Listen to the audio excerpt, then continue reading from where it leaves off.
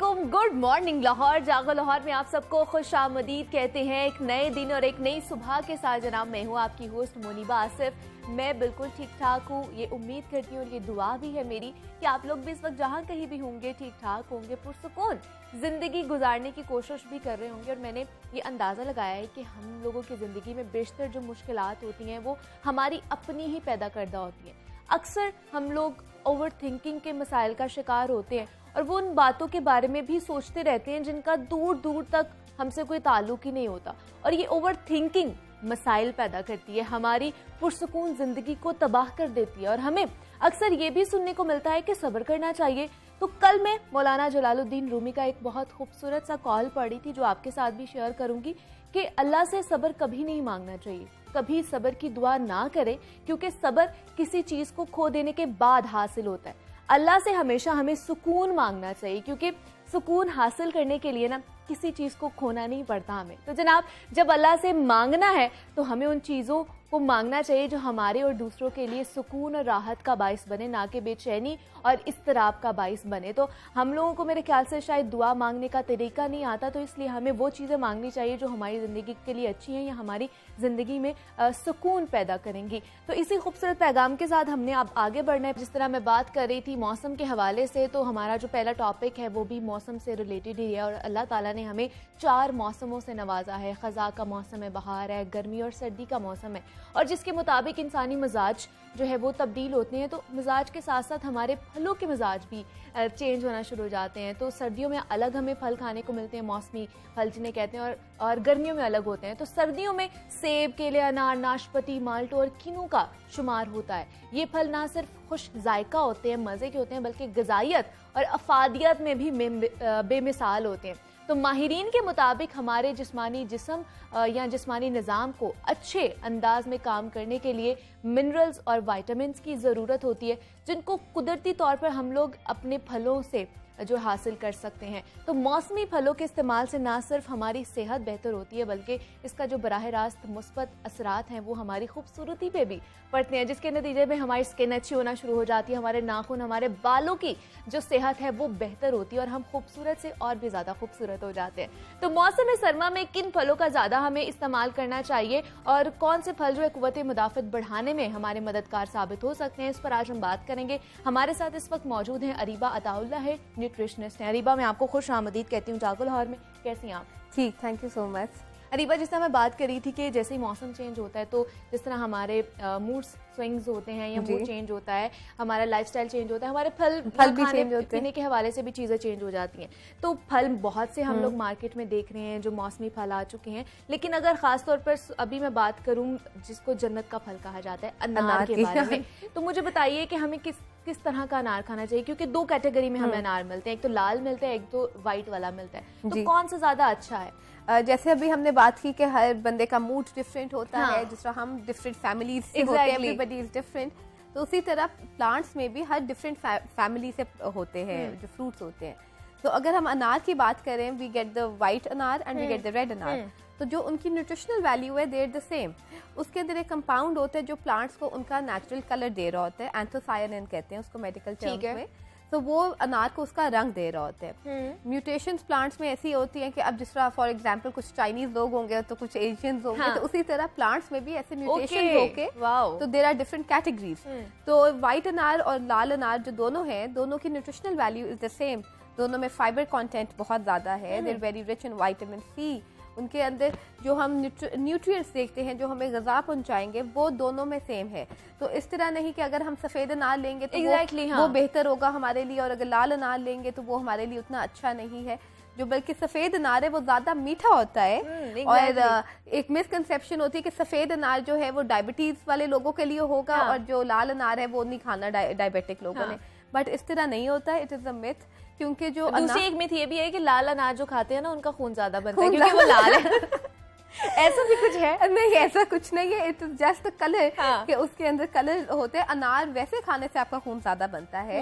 उसके अंदर अब मैं मेडिकल टर्म इसमें यूज करूंगी कि उसके अंदर प्यूसिनिक एसिड होता है। उसके अंदर आपकी जो अच्छा आपका कोलेस्ट्रॉल होता है जो आपको हार्ट डिजीजेस से रोकता है, जो आपको हाई फाइबर कंटेंट्स देता है, आपको ओबेसिटी से, मोटापे से बचाता है। अनार इस मामले में बहुत एक मुफीद फल है। Okay. उस पर इतनी ज्यादा स्टडीज हो चुकी हैं कि अनार का जो बाहर का छिलका होता है विच वी डोंट ईट, उसका तो बल्कि पाउडर बना के लोग सैलेड्स में डालते हैं उसको पाउडर, उसको तो सुपर फूड कहते हैं। जो अनार की पील होती है कि उसके अंदर इतनी ग़िज़ा है, इतने ज़्यादा न्यूट्रिएंट्स हैं इन द पील कि लोग अब वो इस्तेमाल करना शुरू हो गए। इवन द सीड्स कुछ लोग खाते हैं, किसी को एग्जैक्टली बाहर निकाल देते हैं, निकाल देते हैं, लेकिन जो सीड है, सीड के अंदर इतनी ज़्यादा ग़िज़ा होती है कि हमको वो डेफिनेटली खानी चाहिए। तो क्या सीड के साथ ही हमें अनार खाना चाहिए? सीड के साथ हमें डेफिनेटली अनार खाना चाहिए, बिकॉज जो अनार की सीड्स होती हैं उनको एडल्स कहते हैं। तो जो बाकी उसका पल्प होता है वो तो आपको न्यूट्रिएंट्स दे रहा है। It is giving you sugar, it is giving you taste, it is giving you everything, but the fiber it is in the seed of the plant.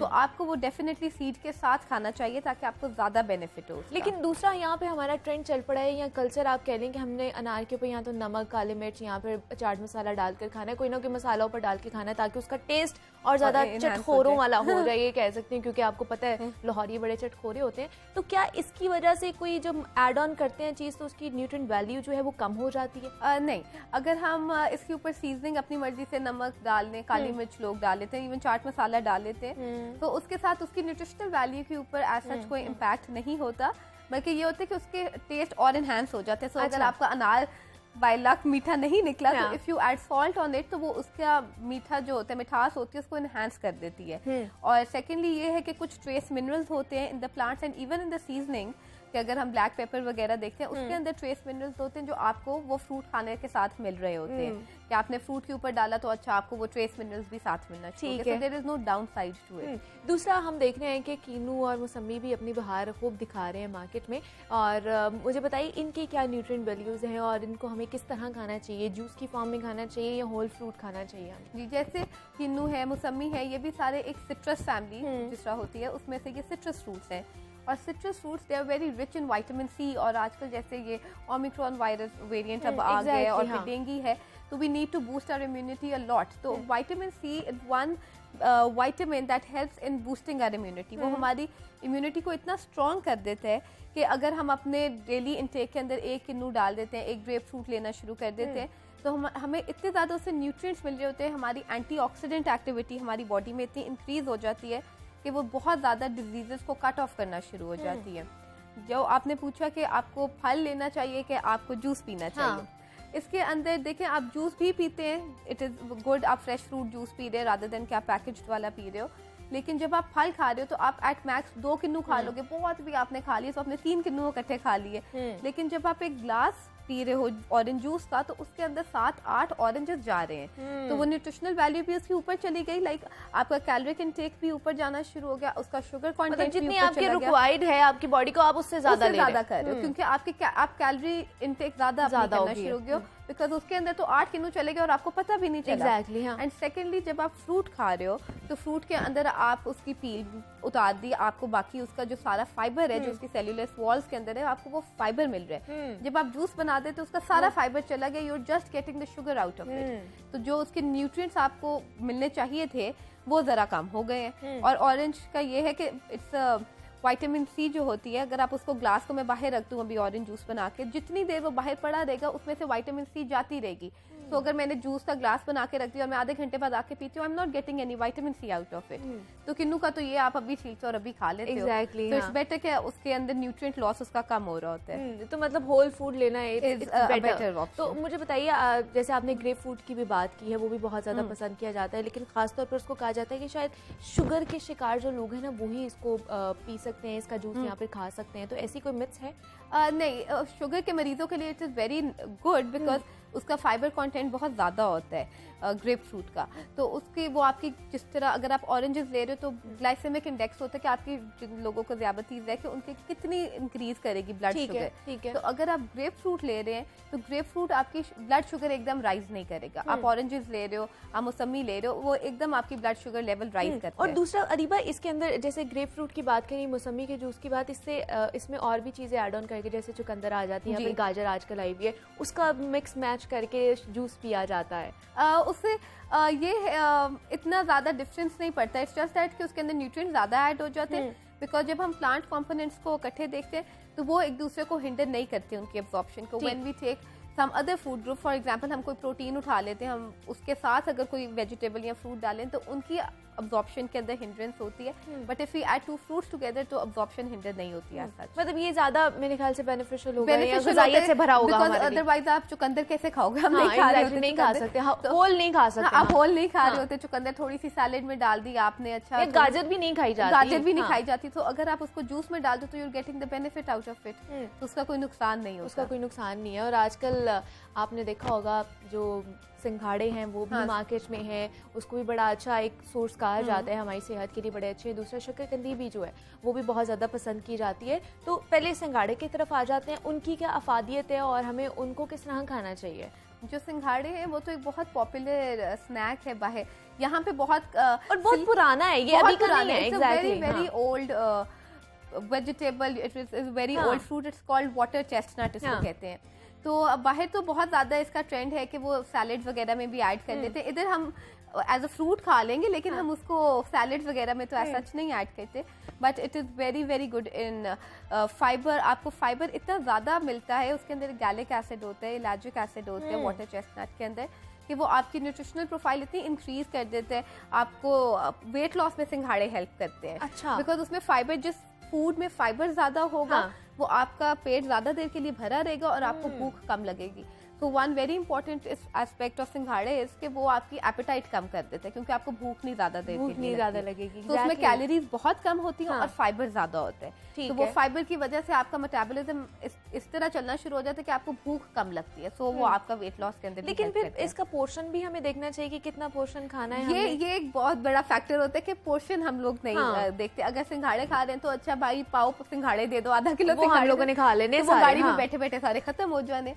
तो portion size matters a lot, लेकिन इसका यही benefit है कि because it is low in calories, तो अगर आप थोड़ा सा पोर्शन साइज इंक्रीज भी कर देते हो तो इट डजंट मैटर। ठीक है, तो अगर दूसरी तरफ हम शक्करकंदी की तरफ आ जाएं तो वो फिर उसको किस तरह हमें खाना चाहिए और उसमें क्या क्या हमारे लिए, हमारी सेहत के जो राज है उसमें छुपे हुए हैं? शक्करकंदी जैसे हम आलू खा रहे होते हैं सारा वक्त, उससे बेहतर सर्दियों में तो इतना अच्छा अल्टरनेटिव होता है कि हमें स्वीट पोटैटो मिल जाता है और शक्करकंदी हम जिस तरह उबली हुई मिल रही होती है, और उस तरह आप उनको खाएं। आपके एक तो वो कॉम्प्लेक्स कार्ब्स होती हैं, आपकी ब्लड शुगर फौरन नहीं वो राइज करेंगे, और उसके अंदर जो कॉम्प्लेक्स कार्ब्स होती हैं उनकी डाइजेशन में आपको टाइम लगता है। तो अगर आप रात को खा के सो रहे हो या even if you are having it early in the morning, तो वो आपको ये बेनिफिट देते हैं कि आपको पूरे दिन की एनर्जी आपको उससे मिल रही होती है। अगर आप रात को बच्चों को दे के सोते हैं, मैं अपने बच्चों को रात को देती हूँ, तो it is such a nice practice कि बच्चों को रात को फिर उसके बाद भूख नहीं लग रही होती, वो बच्चा दूध के लिए नहीं उठेगा, वो बच्चा बार बार रोएगा नहीं कि अच्छा भूख लगी है, बिकॉज वो इतनी स्लोली डाइजेस्ट हो रही होती है आपकी बॉडी के अंदर दैट इट टेक्स टाइम कि आपकी एनर्जी रिलीज हो रही होती है। So, मतलब इसका कोई टाइम नहीं है खाने का, किसी भी टाइम खा सकते हैं, किसी भी टाइम खा सकते हैं। It's a normal food that we have, जैसा खाना भी हम किसी भी टाइम खा सकते हैं, इसी तरह हम ये भी चीजें किसी भी टाइम खा सकते हैं ताकि हमारा खाने का जो इंटेक है वो कम हो जाए मेरे ख्याल से। अरीबा अताउल्ला हमारे साथ मौजूद थी, न्यूट्रिशनिस्ट है। अरीबा, बहुत शुक्रिया आपके वक्त आप यहाँ पर आई और बड़ी अच्छी डिस्कशन रही आप लोग आपके साथ। जिस तरह जनाब हम बात कर रहे थे मौसमी सब्जियों और मौसमी फलों के हवाले से कि हमारी सेहत के लिए बड़े अच्छे हैं और आजकल आप मार्केट में उनकी बहार भी देख रहे हैं, तो ज़रूर खाइए, लेकिन पोर्शन साइज देखकर खाइए। मुझे यहाँ पे एक छोटी सी ब्रेक लेनी है, मिलते हैं इस ब्रेक के बाद।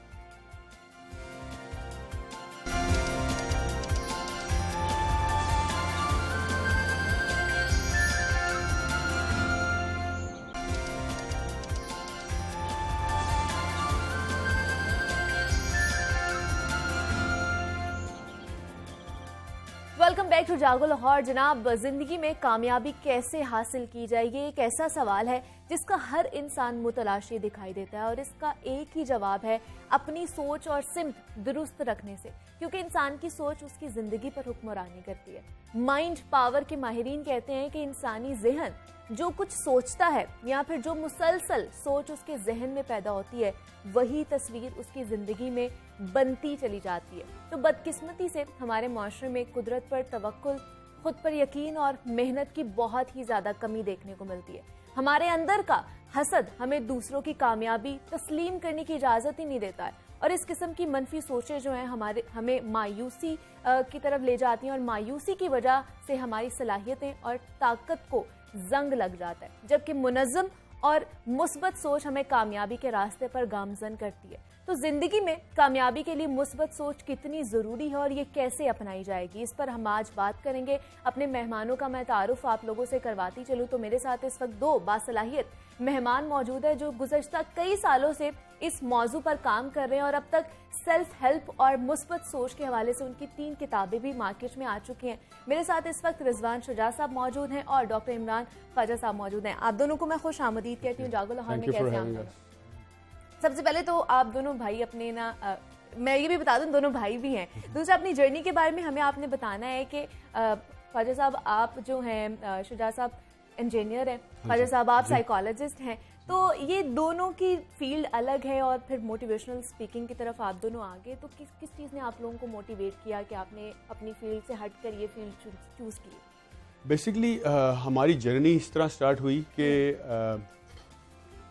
हम we wanted to improve our business skills so we can improve our income, यानी आमदन बढ़ा सकें।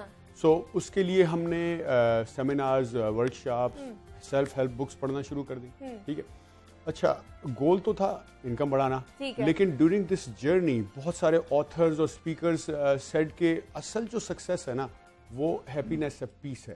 ठीक है ना, कुछ ने कहा कि फिटनेस है, हेल्थ है, कुछ ने कहा कि ये रिलेशनशिप विद पीपल है, कुछ ने कहा कि रिलेशनशिप विद अल्लाह ताला है, some said your education, your knowledge, जो आपका कारोबार, बिजनेस, सबके अलग अलग पर्सपेक्टिव थे। कुछ ने कहा कि पैसे। तो ये इतनी सारी चीजें हो गई जो कि सक्सेस हैं, राइट? तो असल में कौन सी वाली सक्सेस है? ठीक है ना, तो दैट वाज अ क्वेश्चन। तो with time and experience we came to this model या कंक्लूजन कि सक्सेस इज अचीविंग 5 गोल्स। ठीक है, number 1 is mental emotional fulfilment, यानी जहनी और जज्बाती सुकून। Number 2 physical health and fitness, यानी आपकी जिस्मानी तंदुरुस्ती और सेहत। फिर रिलेशनशिप विद पीपल एंड अल्लाह ताला। चौथे नंबर पे आपका करियर, जॉब या बिजनेस। 5वें नंबर पे फाइनेंशियल वेल्थ, यानी दुनियावी मालो दौलत। ठीक है, अच्छा अब जब हम इस कंक्लूजन पे पहुंचे तो हमने ये देखा कि हमें 5-6 साल लगे और we spend thousands of dollars to learn this. तो द गोल इज के other people should be able to learn it in a few months free of cost. ठीक है। अच्छा दूसरी चीज ये कि जब हम बुक्स पढ़ रहे थे, सेमिनार्स अटेंड कर रहे थे, तो वो रैंडम था। जैसे कि एक गोल सेटिंग पे था, एक फोकस प्रोडक्टिविटी पे था, एक फिटनेस पे था, एक रिलेशनशिप पे था और लेट्स से एक मेडिटेशन पे था। ठीक है, तो वो रैंडम था। जैसे कि एक बच्चे को अगर आप मैथ पढ़ा रहे हो तो तीसरी क्लास में डाल दें, फिर 7वीं में डालें, फिर पहली, तो वो कुछ तो एक पेज पे हमें सारी चीजें नहीं मिल रही, करिकुलम की तरह नहीं था। ठीक है, तो अब हम इसको एज अ करिकुलम डालना, बुक्स लिख रहे हैं कि जैसे बच्चा पहली क्लास में तो दूसरी के लिए रेडी हो रहा है, दूसरी में तो तीसरी के लिए, ताकि वो ऑप्टिमाइज तरीके से समझ आए लोगों को और उसका फायदा ज्यादा हो। ख्वाजा साहब जैसे बात कर रहे थे कि सुकून चाहिए हमें जिंदगी में, खुशी चाहिए हमें, तो इस हवाले से आप लोगों ने बहुत सारी किताबें भी लिखी और अभी हाल ही में जो आप लोगों की लॉन्च हुई है कल किताब जिंदगी, जिसका टॉपिक है, उसका टाइटल है, हमें बताइए उसमें किन किन टॉपिक्स को आप लोगों ने टच किया है? उसमें जिस तरह रिजवान बता रहा है कि उसका टाइटल है कामयाबी, और उसमें मतलब ये 5 गोल्स हमने डिस्कस किए हैं कि आप अगर ज़िंदगी में इन 5 गोल्स में उसी सीक्वेंस में जाएंगे, उसी तरीके से जाएंगे, तो it is much easier to attain success in life. जो पहला मिसाल के तौर पे जो गोल है कि मेंटल एंड इमोशनल फुलफिलमेंट, उसका मतलब यानी जहनी और जो इमोशनल पीस। तो हम समझते हैं कि हम अगर पैसा बना लेंगे या हम कुछ और करियर में कर लेंगे तो हमें अल्टीमेटली सुकून मिलेगा, मगर असल में होता है कि जब आप वो चीज़ किसी के पीछे भाग रहे होते हैं, जब आपको मिल जाती है तो उसकी इंपॉर्टेंस ख़त्म हो जाती है।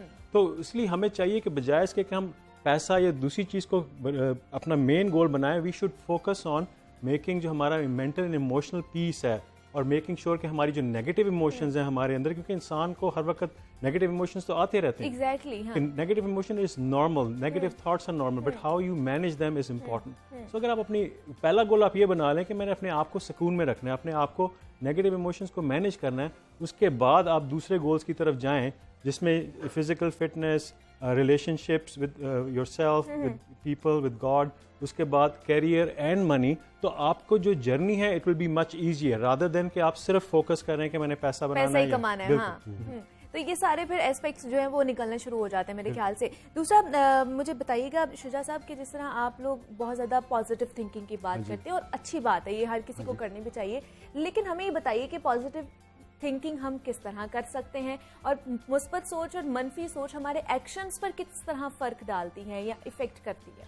देखें पॉजिटिव सोच जैसे इस बुक में तो हमने ये कहा कि अगर आप पॉजिटिव सोच में रहते हैं, ठीक है, तो आपके सारे goals will start following in its right place. लेकिन अब क्वेश्चन ये है कि हम करें कैसे, सिर्फ बोल देने से तो हो नहीं जाएगा। तो हमारी नेक्स्ट बुक अभी बिल्कुल पब्लिश होने वाली है, उसके अंदर यही डिस्कस होता है। उसका नाम है mental emotional fulfilment a path to spirituality, यानी सफ़र रूहानियत का सफ़र। Subtitle is how to tame your negative emotions. उसमें एक 9 टूल्स, टेक्निक्स और मेथड्स है, उसमें एक I can go over it, एक या दो। एक है change the meanings of the things and control your thoughts, ठीक है ना। मिसाल के तौर पे आपको एक नेगेटिव इमोशन आया है, बिल्कुल, वो हेट हो सकता है, जेलसी हो सकता है, एंगर हो सकता है, ठीक है। हाँ। मिसाल के तौर पे एंगर है, तो आप ये सोचें कि आया क्यों है।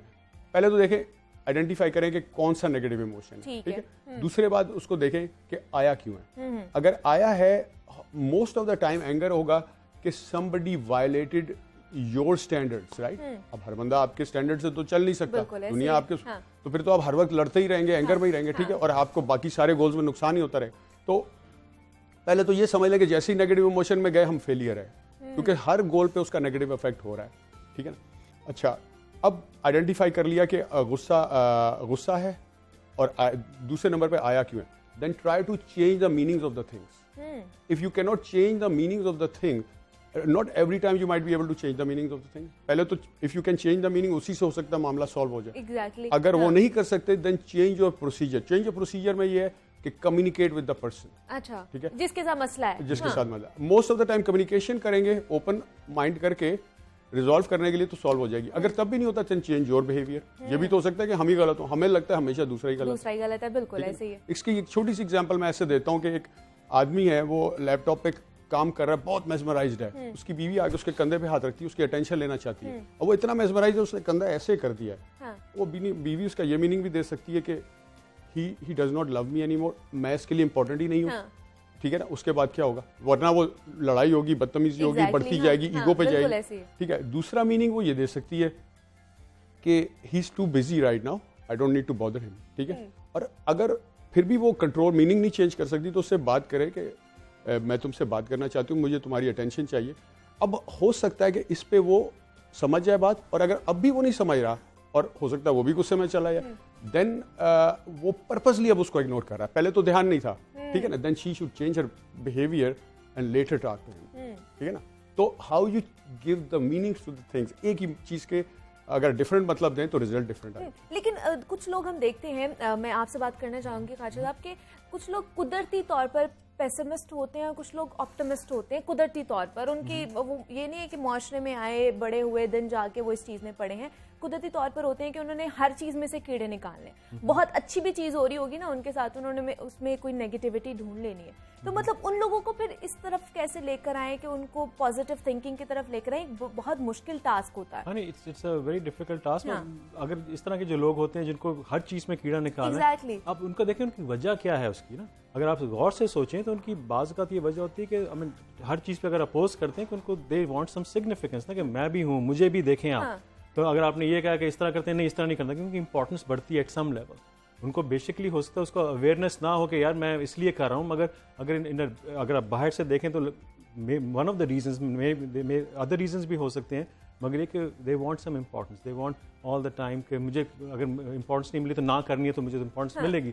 तो you need to understand them, sometimes you can communicate with them. The best way is to sort of like give them feedback, उनसे पूछ के कि हाँ यार मतलब कोई मसला है तो आपको मैं कोई फीडबैक दे सकता हूँ। पहला सवाल कि मैं आपको फीडबैक दे सकता हूँ, अगर वो कहें yes, so they are more open to that feedback, ठीक है। तो मगर हमें देखना है, जिस तरह रिजवान बता रहा है कि आपने देखना है कि पीछे बिहेवियर के पीछे के मकसद क्या है, उसका वजह क्या है, उसकी ह्यूमन नीड अगर है कि उसको इंपॉर्टेंस नहीं मिल रही और उसकी वजह से उसका बिहेवियर इस तरह है, तो मे बी ट्राई टू उसको जो नीड है उसकी पूरी करने की कोशिश करें। लेकिन मुझे ये बताइए, आप लोग अमेरिका में भी रहे हैं, वहाँ पर भी आपने उनके कल्चर देखा है, उनकी मशरत को देखा, और आप जो बिलोंग करते हैं, आप एक डेवलपिंग कंट्री से बिलोंग कर रहे हैं, और लेकिन वहाँ पर और यहाँ पर अगर देखा जाए तो क्या फ़र्क आपको लगता है? वहाँ पर मतलब लोग बड़े खुश भी नज़र आते हैं, उनको अपॉर्चुनिटीज़ भी मिलती है, तो वहाँ पर फैसिलिटीज़ ज़्यादा हैं या यहाँ पर कम है, इस वजह से यहाँ पर बहुत से लोग मायूसी का शिकार हो जाते हैं जल्दी?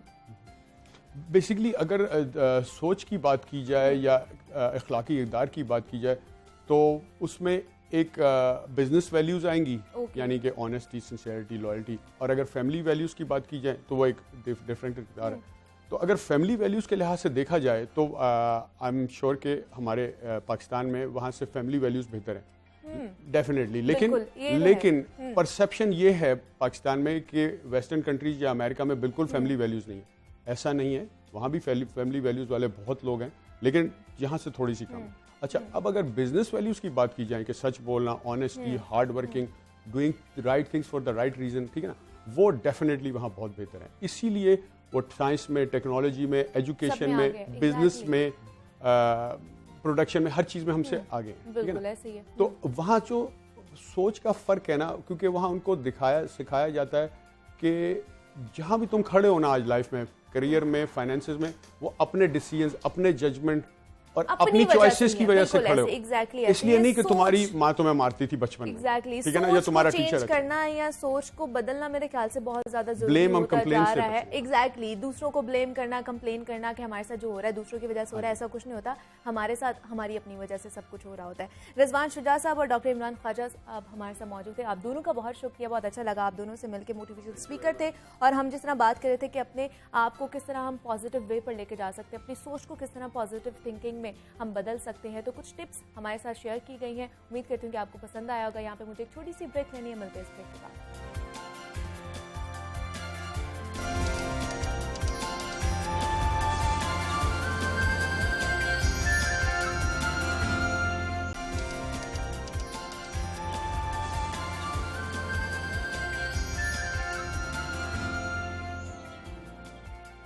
वेलकम बैक टू जागो लाहौर। जनाब, ब्रेक से हम वापस आ चुके हैं और अब वक्त हुआ है हमारे सेगमेंट लाहौर की दुनिया का, जिसमें हम लाहौर और लाहौरियों के बासियों के मसाइल का जिक्र करते हैं जो कम होने की बजाय बढ़ते ही जा रहे हैं। जैसे जैसे हम देख रहे हैं कि लाहौर की आबादी बढ़ रही है ना, वैसे वैसे शहर की ज़रूरियात में भी इजाफा होता जा रहा है और आजकल लाहौरियों को सबसे ज़्यादा मुश्किलात का सामना असल और खालिस अशिया खुर्दोनोश की फराहमी का है। शहर में शायद ही कोई ऐसी चीज़ हो जो असली और खालिस हालत में हमें दस्तयाब हो, क्योंकि मिलावट माफिया इस कदर बेकाबू हो चुका है कि दूध से लेकर मसाला जात तक, केचप से लेकर मायोनीज तक, यहाँ तक कि कुकिंग ऑयल तक मिलावट और 2 नंबरी से महफूज नहीं है, जिसके असरात शहरियों की सेहत पर बराह रास्त हमें नजर भी आ रहे हैं। तो हम आए दिन देखते हैं कि पंजाब फूड अथॉरिटी की जानिब से कभी जाली दूध पकड़ा जाता है, तो कभी जाली केचप की फैक्ट्री को बंद कर दिया जाता है, कभी मुर्दा जानवरों का गोश्त, तो कभी मुजरे सेहत अशियाए खुर्दोनोश। लेकिन ये मिलावट का तूफान है जो थमने का नाम ही नहीं ले रहा। तो गुज़श्ता रोज भी फूड अथॉरिटी की ग्रैंड ऑपरेशन के दौरान 3000 किलो से जायद खाने पीने की जाली और मिलावट वाली चीजें पकड़ी गई हैं। तो ये मिलावट माफिया क्यों कंट्रोल में नहीं आ रहा है और पंजाब फूड अथॉरिटी इस हवाले से क्या क्या इकदामात उठा रही है, इस पर आज हम बात करेंगे। हमारे साथ इस वक्त मौजूद हैं, चेयरमैन है पंजाब फूड अथॉरिटी के उमर तनवीर भट्ट साहब हैं और उनके साथ मौजूद है नुमाइंदा लाहौर न्यूज़ इमरान अकबर। सर, आपको भी खुश आमदीद कहती हूँ मैं जागो लाहौर में, और इमरान आपको भी खुश आमदीद कहती हूँ। उमर साहब, सबसे पहले आपसे ही स्टार्ट करते हैं कि हम तकरीबन रोज ही सुनते हैं कि पंजाब फूड अथॉरिटी कहीं पे ऑपरेशन कर रही है, वहाँ से कितने लीटर जो है मुजरे सेहत जो दूध है वो तल्फ किया गया है, मुर्दा जानवरों का हमें गोश्त वहाँ से मिला है। लेकिन जो मसला आखिर ये आ रहा है कि जो सप्लाई चेन है वो क्यों नहीं काटी जा रही, ताकि ये जो मसला है सप्लाई का यही हम लोग वहाँ पर रोक दें और ये जो मुजरे सेहत खुराक है या जो चीज़ें हैं ये मिले ही ना। बिस्मिल्लाहिर्रहमानिर्रहीम। सबसे पहले थैंक यू वेरी मच। जो बात इस वक्त अभी आप कर रही हैं कि सप्लाई लाइन को काट दिया जाए, ये लिटरली इम्पॉसिबल है, क्योंकि आपका छोटा तबका जो है जिसको आप स्मॉल मीडियम इंडस्ट्री कहते हैं, जी, वो इससे एसोसिएटेड है। ये एक तरह से लोगों का रोज़गार भी है। फूड को एक जगह से ट्रांसपोर्ट करना, दूसरी जगह पे पहुंचाना, ये एक इससे बेशुमार ख़ानदान, बेशुमार लोग जुड़े हुए हैं। ठीक है। तो जहाँ तक बात है मिलावट माफिया की, तो वो इसी सारे जो इसमें लूप होल्स हैं उनसे फ़ायदा उठाता है और उसके अंदर अपनी कार्रवाइयाँ करता है। बिल्कुल। इसको रोकने का जो सिस्टमेटिक तरीका है उसमें, अब जैसे आपने दूध का जिक्र किया, तो जब तक दूध को हम पैक नहीं करते, देयर इज़ नो वे कि आप उसको ख़त्म कर सकें, आप उसको रोक सकें मिलावट को। पूरी दुनिया में, पाकिस्तान और शायद बांग्लादेश और इंडिया में भी अब खैर पैकेज मिल्क के ऊपर वो शिफ्ट हो चुके हैं। बदकिस्मती से हमारे मुल्क में अभी तक लोग खुले दूध को पसंद करते हैं। उसकी बेसिक वजह बेसिकली उनके टेस्ट बड्स हैं, बिकॉज दे बिलीव कि खुला दूध जो है वो ज़्यादा टेस्टी होता है। हमारी कौम जो है वो टेस्ट ओरिएंटेड ज़्यादा है, वेयर एज हमें सेहत ओरिएंटेड होना चाहिए, ठीक है, जिसकी वजह से हमें अभी तक इसमें प्रॉब्लम्स पेश आ रही हैं। इसके ऊपर हमने बड़ा एक कॉम्प्रिहेंसिव प्लान तश्कील दिया हुआ है और उस हवाले से हमने ग्वालों से भी उनकी जो एसोसिएशन है उनसे भी मुलाकातें की हैं और उनसे इस सारे मामले के ऊपर बातचीत की है। हम बड़ी जल्दी इंशाल्लाह लाहौर में एक मॉडल टाउन का जो एरिया है उसको एज पायलट प्रोजेक्ट उसमें पैकेज्ड मिल्क को जो है हम इंट्रोड्यूस कराएंगे ताकि लोगों को इस चीज़ की समझ आ सके कि दूध जब तक आप उसको 4 डिग्री सेंटीग्रेड के ऊपर प्रिजर्व नहीं करते उसके अंदर बैक्टीरिया काउंट बढ़ता रहेगा। आप घर ला के उसको बॉयल भी कर लेंगे तो बैक्टीरिया काउंट तो ख़त्म हो जाएगा, लेकिन जो बैक्टीरिया का टॉक्सिन है वो ख़त्म नहीं हो सकता। ठीक है। और फिर जब आप दूध को घर ला के बॉयल करते हैं तो जो आप वो नीला शोला देखते हैं वो बेसिकली है कोई 500-600 सेल्सियस पे जाता है उसकी, और उसकी वजह से कोई 35 से 40% न्यूट्रिशन दूध की ख़त्म हो जाती है। तो ये वो न्यूट्रिशनल फैक्ट्स हैं जो जब तक हमारी आवाम को अवेयरनेस नहीं होगी तब तक हम इसको कंट्रोल नहीं कर सकते। बिल्कुल ऐसे ही है। इमरान, आप ग्राउंड रियलिटी हमें बताएंगे, क्योंकि हम आए दिन सुनते हैं कि पंजाब फूड अथॉरिटी ऑपरेशन किया, यहाँ पे किया, आप लोग भी उनके साथ ही होते हैं रिपोर्टिंग के टाइम। तो मतलब क्या हमें लगता है ऑपरेशन कर लिया जाता है लेकिन बाद में दोबारा से वही सिलसिला शुरू हो जाता है? मुनीबा, बड़ा अहम इशू है लाहौर में, पूरे पंजाब में फूड के हवाले से जाली और असली में फ़र्क नहीं पता चलता। अब जितनी चीज़ें चेयरमैन साहब ने बताई हैं आम आदमी को नहीं पता, क्योंकि हमारा यहाँ पे लिटरेसी रेट बहुत कम है।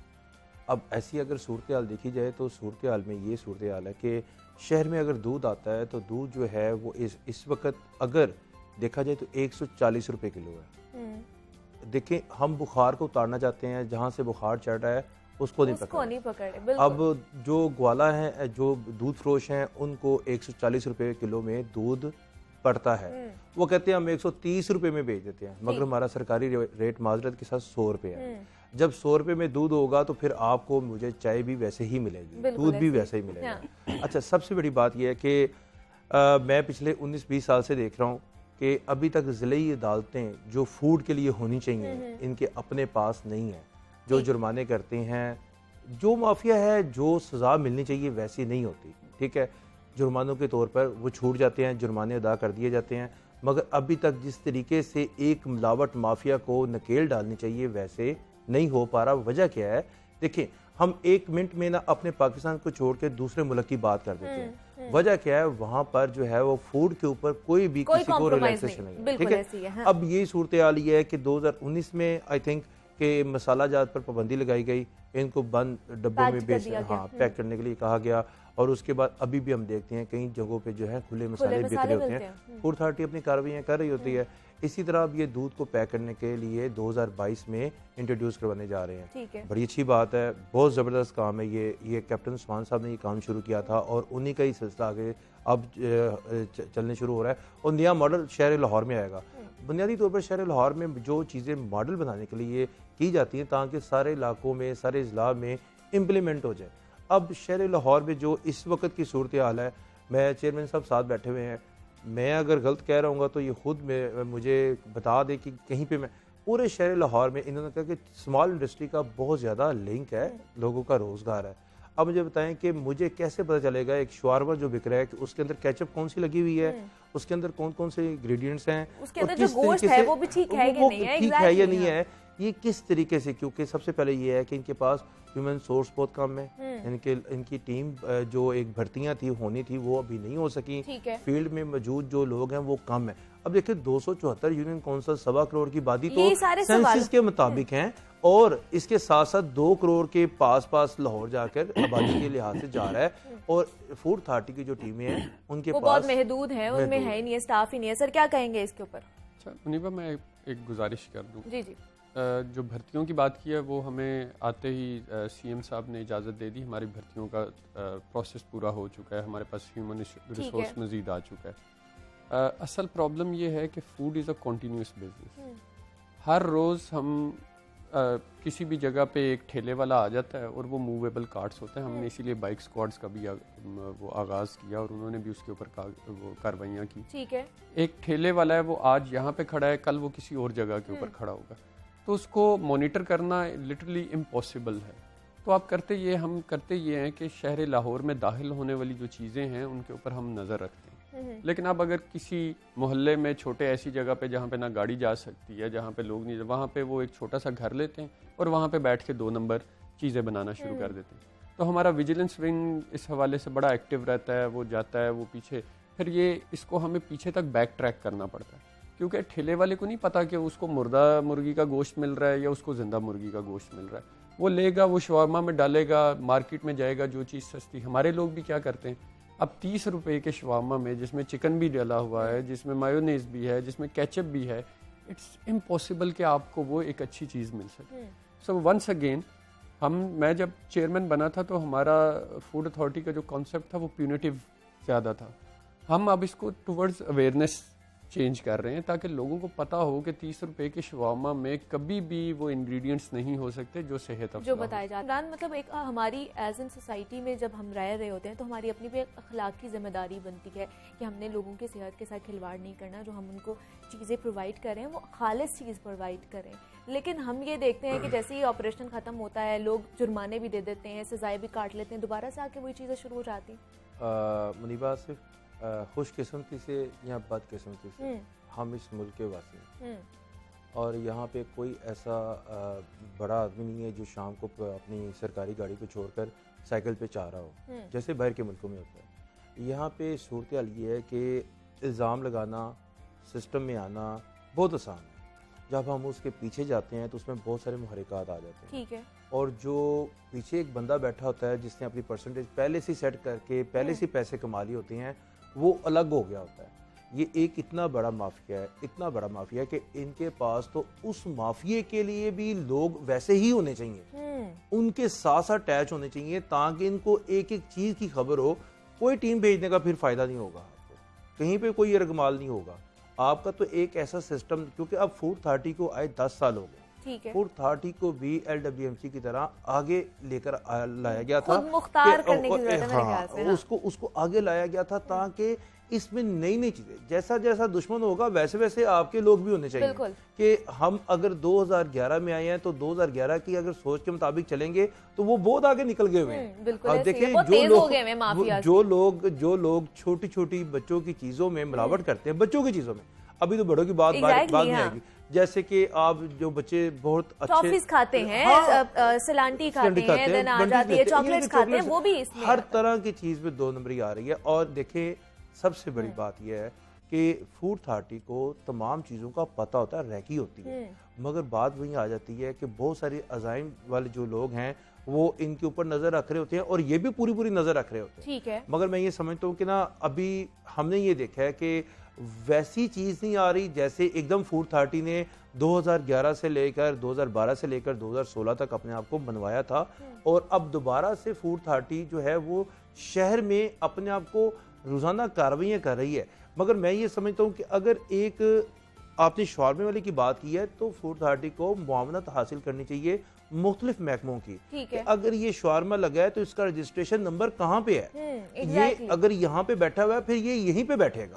अगर यहाँ पे इस लाइन में 4 रेडियां हैं शवारमे की, 4 काउंटर हैं, तो इसका रजिस्ट्रेशन नंबर होना चाहिए, इन लोगों के नाम होने चाहिए, पते होने चाहिए, ताकि कल को जिस तरह ये इन्होंने अब दूध का क्यों करने जा रहे हैं पैक, उस बंदे का ऊपर नाम लिखा होगा, नंबर लिखा होगा, उसको पकड़ना आसान होगा। ठीक है। इन्होंने मसालों का क्यों पैक किया कि उसका नंबर लिखा हुआ है, नाम लिखा हुआ है, पकड़ना आसान है। इसी तरह हर चीज का जब नाम और एड्रेस ऊपर आ जाता है तो ऑब्वियसली उसको पकड़ेंगे, आसानी से पकड़ा जाएगा। सर किस पे क्या कहेंगे, मतलब अगर किसी ने अपना रेस्टोरेंट खोलना है या फूड पॉइंट ही अगर गली के नुक्कड़ पे भी खोलना है तो क्या उसको पंजाब फूड अथॉरिटी से लाइसेंस की जरूरत होती है, लाजमी लेना है? अगर वैसे वो खोल लेगा तो फिर क्या होगा? देखिए लाइसेंस लेना तो मस्ट है। ठीक है।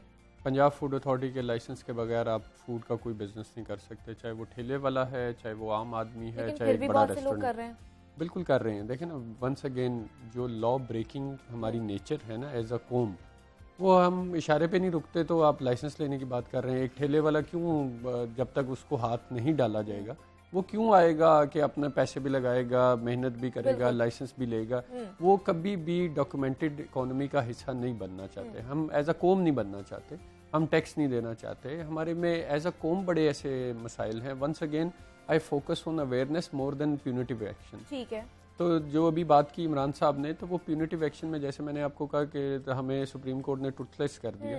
अब जब तक हमारी सीलिंग की पावर थी तो तब तक लोग हमसे ज्यादा डरते थे। एग्जैक्टली, क्योंकि जब आपका बिजनेस बंद होता है तो वो आपको ज्यादा नुकसान देता है। तो हम भी इसलिए फोकस करते थे और फिर हमने एक और सिस्टम ये इंट्रोड्यूस करवाया कि जो एक बार एक जुर्म में पकड़ा जाए वो दोबारा अगर पकड़ा जाए तो हर चीज डबल हो जाती है। ओके, जुर्माना भी डबल हो जाता था और उसके बाद उसकी सीलिंग भी ज्यादा होती थी। अब चूंकि सीलिंग की हमारे पास पावर नहीं है सॉरी, तो जुर्माना लोग देने में खुश हैं क्योंकि उनकी प्रॉफिटेबिलिटी वैसे ही ज्यादा है।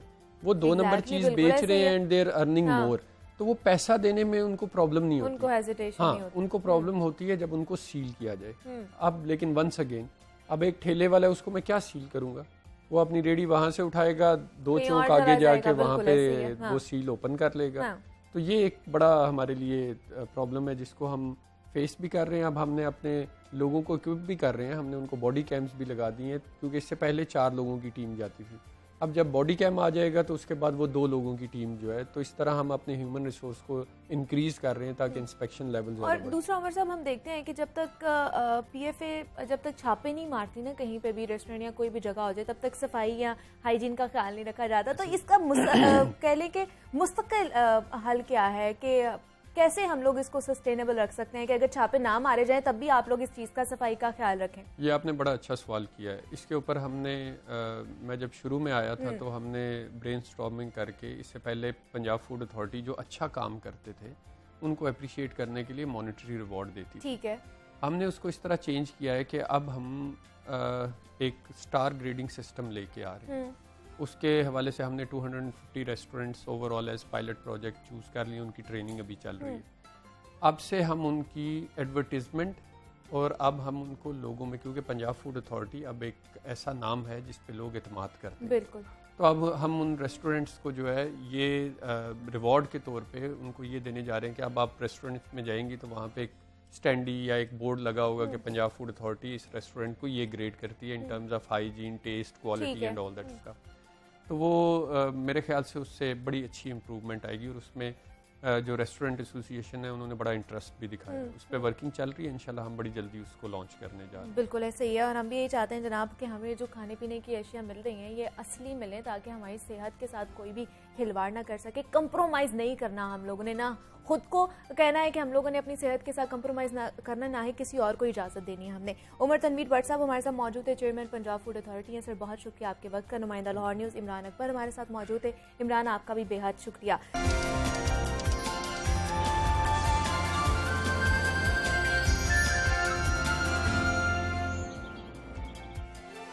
वेलकम बैक टू जागो लाहौर। जनाब, अब कुछ जिक्र हो जाए खेल के मैदान का तो कई खेल ऐसे हैं जिनमें पाकिस्तान का माजी बहुत रोशन और शानदार रहा है, लेकिन मौजूदा दौर में उन खेलों को वो पजीराई नहीं मिल सकी है जो उनको एक्चुअली में मिलनी चाहिए थी।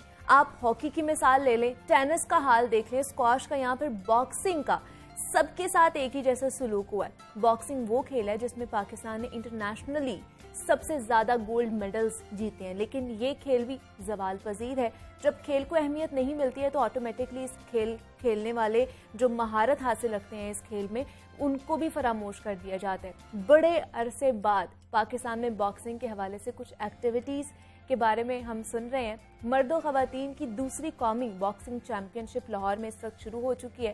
पहले रोज मर्दों खवातीन का एक मुकाबला खेला गया था, खिलाड़ियों ने शानदार मार्च पास्ट भी किया था। तो बॉक्सिंग के अरूज और जवाल के हवाले से आज हम बात करेंगे। हमारे साथ इस वक्त मौजूद हैं नुमान करीम साहब, है नेशनल कौमी बॉक्सिंग टीम के कोच हैं और खुद भी कई बार नेशनल चैंपियन रह चुके हैं। उन्होंने कई इंटरनेशनली और नेशनल मुकाबलों में भी अपना नाम जो है वो रोशन किया है और पाकिस्तान के लिए गोल्ड मेडल, सिल्वर और ब्रॉन्ज मेडल भी जीते हैं। तो उनको वेलकम कहते हैं और उनकी जर्नी के बारे में जानते हैं और बॉक्सिंग जो एक हमारा खेल है उसके बारे में भी जानते हैं। नुमान साहब, मैं आपको खुश आमदीद कहती हूँ जागो लाहौर में। कैसे हैं आप? अल्हम्दुलिल्लाह।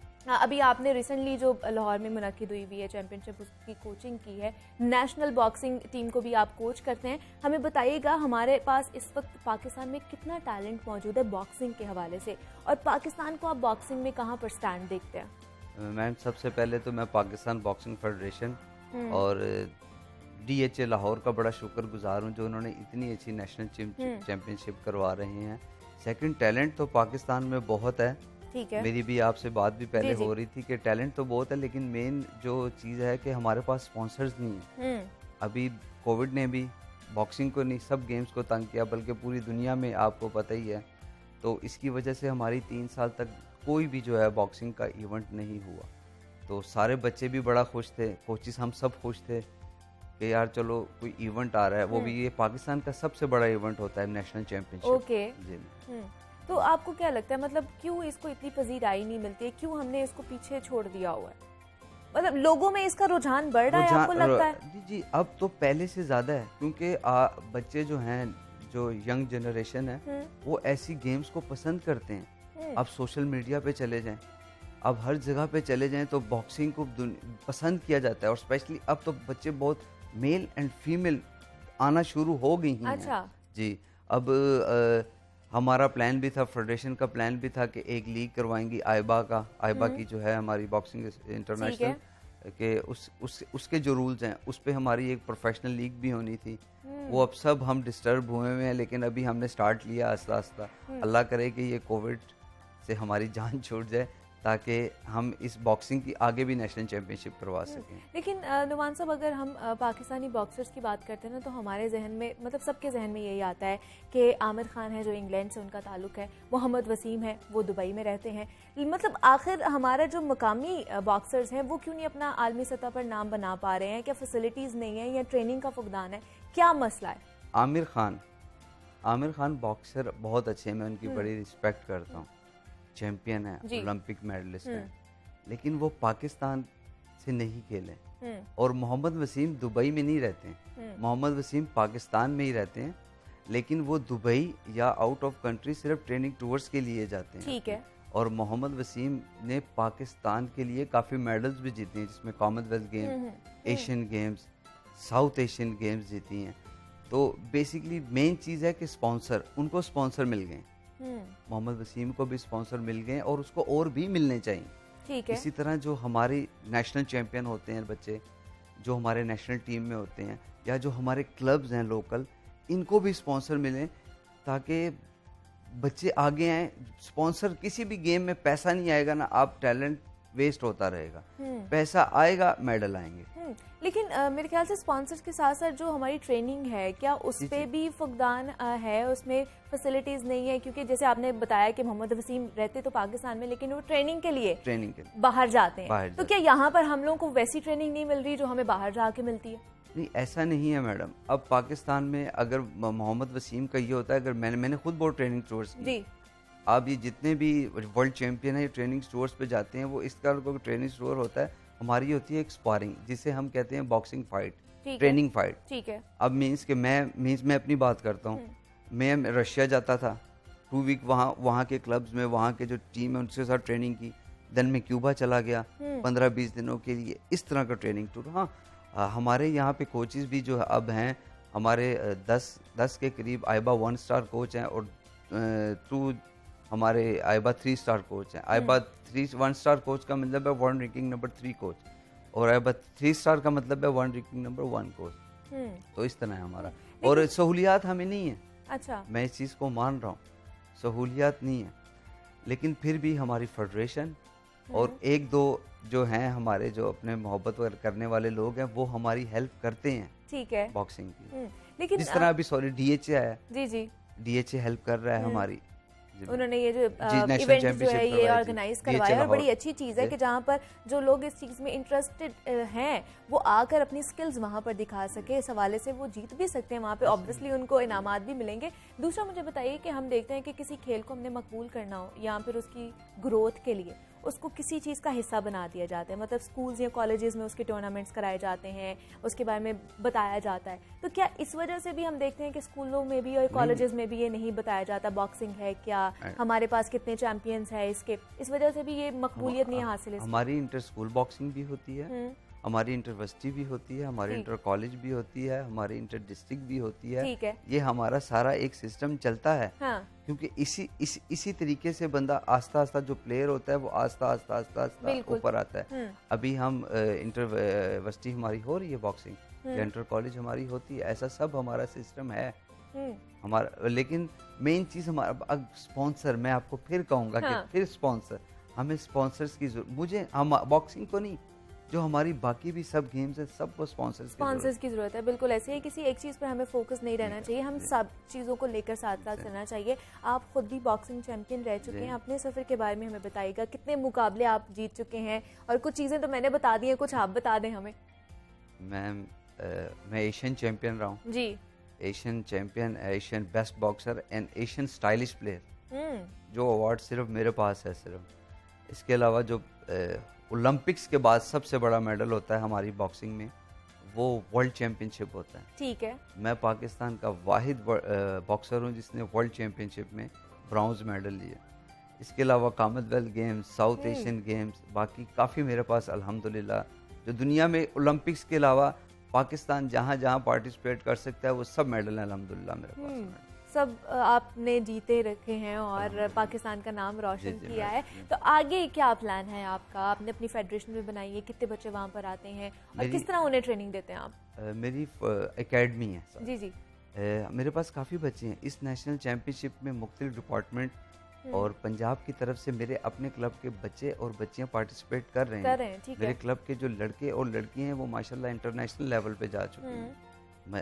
मेरा अपना जो अमीर हमजा, देन अली अहमद, वो इंटरनेशनल प्लेयर और मेडलिस्ट हैं। मेरे बड़े भाई भी माशाल्लाह फैसल करीम, वो भी ओलंपियन है। ठीक है। मेरे चचा वो फजल अकरम मतलब आपकी जीन्स में है ये सारा कुछ। ठीक है। जो मेरी भी माशाल्लाह 3 साल की बेटी है छोटी, उसको बॉक्सिंग का किसी ने बताया भी नहीं तो वो भी कहती है बॉक्सिंग करो, तो वो ऐसे ऐसे शुरू हो जाती है। तो शायद हमारे जीन्स में है। फैमिली गेम है हमारी। फैमिली गेम है। तो आप मतलब खुद खेल खेलते थे, लेकिन फिर कोचिंग का सफर कैसे आपने स्टार्ट किया? ये बेसिकली मुझे फेडरेशन ने कहा था कि आप अब मैंने 2008 में बॉक्सिंग छोड़ी है। अच्छा। मैंने बहुत जल्दी, बहुत कम टाइम में बहुत अच्छी खेल के छोड़ दी। फिर मुझे मेरा माशाल्लाह कोचिंग का एक्सपीरियंस भी 10 साल से ज़्यादा है।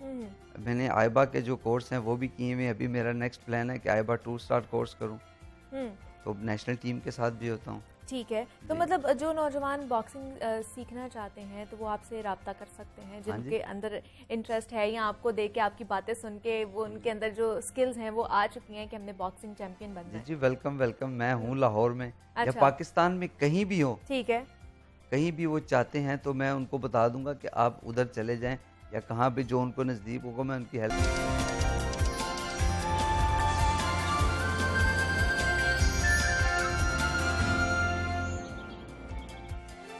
वेलकम बैक टू जागो लाहौर। जनाब, अब कुछ जिक्र हो जाए खेल के मैदान का, तो कई खेल ऐसे हैं जिनमें पाकिस्तान का माजी बहुत रोशन और शानदार रहा है, लेकिन मौजूदा दौर में उन खेलों को वो पजीराई नहीं मिल सकी है जो उनको एक्चुअली में मिलनी चाहिए थी। आप हॉकी की मिसाल ले लें, टेनिस का हाल देख लें, स्क्वाश का, यहाँ पर बॉक्सिंग का, सबके साथ एक ही जैसा सलूक हुआ है। बॉक्सिंग वो खेल है जिसमें पाकिस्तान ने इंटरनेशनली सबसे ज्यादा गोल्ड मेडल्स जीते हैं, लेकिन ये खेल भी जवाल पजीर है। जब खेल को अहमियत नहीं मिलती है तो ऑटोमेटिकली इस खेल खेलने वाले जो महारत हासिल रखते हैं इस खेल में, उनको भी फरामोश कर दिया जाता है। बड़े अरसे बाद पाकिस्तान में बॉक्सिंग के हवाले से कुछ एक्टिविटीज के बारे में हम सुन रहे हैं। मर्दों खवातीन की दूसरी कौमी बॉक्सिंग चैंपियनशिप लाहौर में इस वक्त शुरू हो चुकी है। पहले रोज मर्दों खवातीन क्या पीना है, कैसे किस टाइम क्या लेना है, अच्छा, ये सब चीजें। लेकिन हमें बताइए कि मतलब अगर किसी ने बॉक्सर बनना है तो उसके अंदर कौन कौन सी क्वालिटीज होनी चाहिए? एक दिल, अच्छा, और दूसरा दिमाग। स्पेशली दिल। आप कोई भी गेम ले लें, अगर जिसका दिल नहीं है ना, समझ रही है ना, दिल होना चाहिए। बॉक्सिंग में तो 1-to-1 गेम है। बिल्कुल ऐसे ही है। बिल्कुल। नुमान करीम साहब हमारे साथ मौजूद थे, बॉक्सिंग कोच हैं। नुमान साहब, बहुत शुक्रिया आपके वक्त का, आप यहाँ पर आए हैं और इस हवाले से हमारे साथ बात की है। और जनाब, जिस तरह हम बात कर रहे थे कि किसी एक चीज़ पर हमें फोकस नहीं करना चाहिए, हमें तमाम तर जो चीज़ें हैं अपनी स्पोर्ट्स हैं उनको लेकर चलना चाहिए। अब मुझे आपने इजाज़त देनी है।